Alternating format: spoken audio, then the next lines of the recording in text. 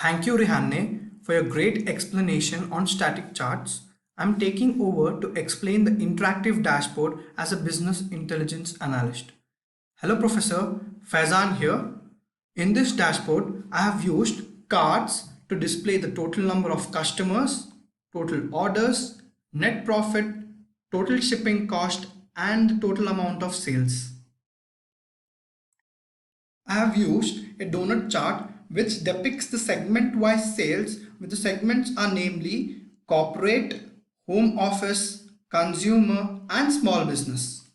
The line and the stack column chart which shows the sales and profit by month, and a line chart which is used to depict the sales according to the different product category, followed by a map which shows the region-wise sales. A scroller is used to filter out all the charts based on state and provinces. So in general, the total customers in all the regions of the staple mart are 1130 in number, contributing 1.92 million sales amount in the first half yearly. In the product category, technology is in demand over all the other product categories, namely furniture product category and office supplies, among the corporate consumer segment, contributing 34% of total sales. From the sales and profit by month, April showed the highest sales of 0.39 million and a profit of 0.16 million, with 235 customers and 220 number of orders. Let's check the sales of Arizona province in USA.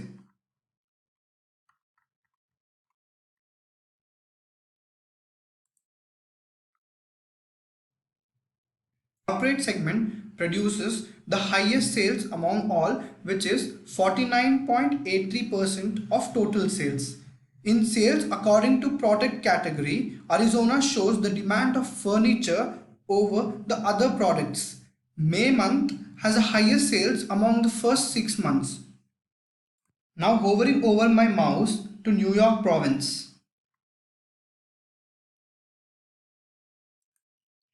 We can see the demand of technology which generated a sales of 94,000 and consumer segment contributing 32.76% of total sales. In the month of April, the company had observed a sales of 70,000 and a profit of 21,000, which is the highest among all the 6 months. Remove the filtering of New York. So in general, if I click on April, we can see that the New York region has a sales of 70,000 and consumer segment contributing towards 6.17% of the total sales, and office supplies being in demand in the region of New York.